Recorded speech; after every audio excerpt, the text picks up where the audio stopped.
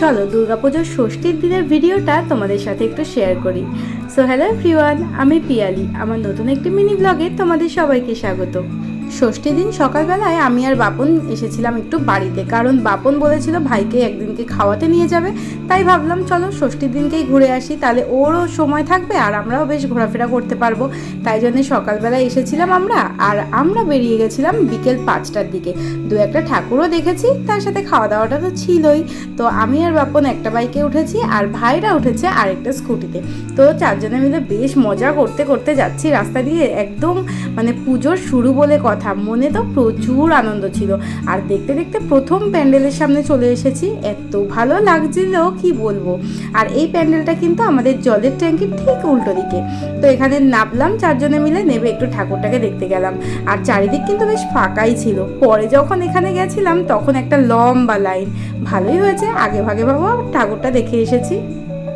আর আমরা ষষ্ঠীর দিন একটু তাড়াতাড়ি ঠাকুর দেখতে বেরিয়েছিলাম, তার কারণ হচ্ছে আমি আর বাপন আবার ফিরে গেছিলাম আমার ওই বাড়িতে। কারণ এত তাড়াতাড়ি তো আমি বাড়িতে আসবো না বাপু, আরও দু একটা জায়গায় ঘুরে তারপরে বাড়িতে গেছিলাম। আর ভাইরাও তো যাবে, ওই জন্য তাড়াতাড়ি আগে ভাগে ঠাকুর দেখতে বেরিয়ে গেছি। এদিকে ঠাকুরটা কি সুন্দর দেখতে, তাই না? তো তারপর সবার সাথে একটু ভিডিও টিডিও করে নিলাম।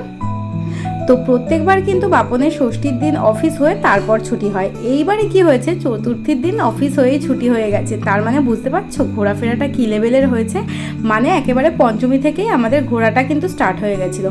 তারপর আমরা ওখানে প্যান্ডেল ট্যান্ডেল দেখে চলে এসেছি 2 নম্বর গেটে ফুচকার দোকানে, কারণ পুজো দেখতে বেরিয়েছি, ফুচকা তো খেতেই হবে।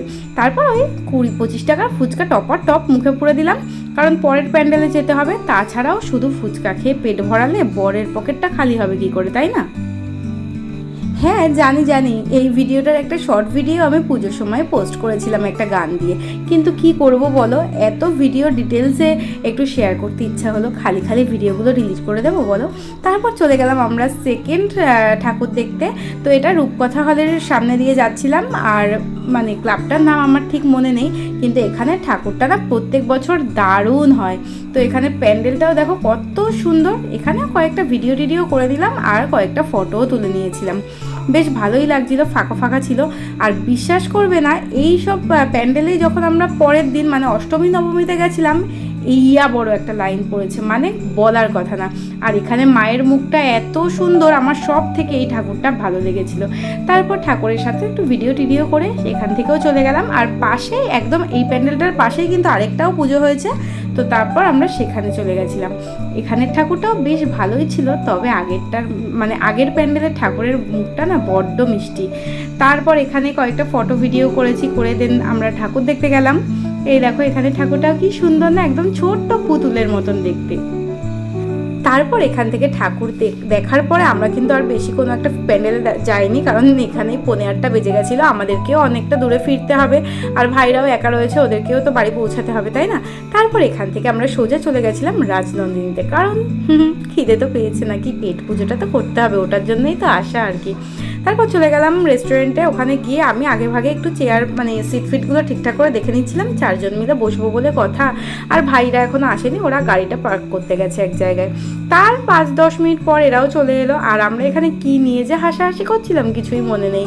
খাবার অর্ডার করতে গিয়ে দেখি সে এক কাণ্ড, স্টার্টার অর্ডার করব, একটা স্টার্টারও ভালো ছিল না, কারণ পুজো উপলক্ষে ওরা না কয়েকটা মেন কোর্স রেখে প্রথম দিকে আর কি, যেহেতু আমরা ষষ্ঠীর দিন গেছি, বাদবাকি সব আইটেমগুলো রাখেনি, মানে ছিল না সেদিনকে। তো অগত্যা আমরা মাটন বিরিয়ানি অর্ডার করেছিলাম, তার সাথে একটা সাইড ডিশ হিসেবে অর্ডার করেছিলাম হান্ডি চিকেন। আর ভেবেছিলাম 2-একটা স্টার্টার অর্ডার করব, তবে স্টার্টারে ফিশ ফ্রাই আর ফিশ ফিঙ্গার ছাড়া সেদিনকে কিছুই ছিল না। আর ভাই সেদিনকে বললো ফিশ ফ্রাই খাবে না, তো কি আর করা যাবে, বিরিয়ানি আর হান্ডি চিকেনটাই অর্ডার করলাম। আর এদিকে আমাদের বিশাল একটা গল্প হচ্ছিল, কারণ পরের দিন আমরা কোথায় ঘুরতে যাব সেই নিয়ে আর কি একটু আলোচনাটা করে নিচ্ছি। তারপর এখানে আমাদের খাবার দাবার দিয়ে গেছে, এই যে 4 জনের 4 প্লেট মাটন বিরিয়ানি। তবে বিরিয়ানিটা কিন্তু মোটামুটি ভালোই ছিল, আমার মাটনটা শুধু একটুখানি ভাঙাচোরা পড়েছে ওই আর কি। আর হ্যাঁ, তার সাথে আমরা অর্ডার করেছিলাম একটা করে মশালা কোল্ড ড্রিঙ্কটাও কিন্তু বেশ খেতে ছিল। আর ভেবেছিলাম পুজো উপলক্ষে বিরিয়ানি কেমন হবে না হবে, তো প্রথম দিকে গেছি বলে কপালটা বেশ ভালোই ছিল, খেতে মোটামুটি ভালোই লেগেছে। তো এখানে সবাই মিলে সুন্দর করে পেট পুজোটা করে নিলাম। আর এদেরকে বারবার বলছিলাম যে তোরা কিন্তু খেয়ে খেয়ে দিয়ে আগে বাড়ি দৌড়াবি। আর আসল ব্যাপারটা হচ্ছে আমরা কিন্তু বাড়ি আসার পথে আরও কয়েকটা ঠাকুর দেখে, মানে আমি আর বাপন কয়েকটা ঠাকুর দেখে তারপর রাত 11টার সময় বাড়ি গেছিলাম, মানে বাড়ি পৌঁছেছিলাম। আর যেহেতু বাবা গেছিলো দিদির বাড়িতে, তো কোনো ব্যাপারই না রাত করে পৌঁছালে, দুজনে মিলে মন মতন মানে মন ভরে ঠাকুর দেখে দেন বাড়ি গেছি।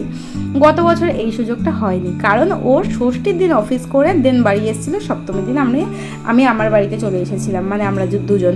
কিন্তু এইবার যেহেতু চতুর্থীর থেকেই ওর ছুটি ছিল, তো মানে মোটামুটি মন প্রাণ ভরে এবার ঘুরে নিয়েছি, প্রচণ্ড ঘোরা ঘুরেছি এবার পুজোয়।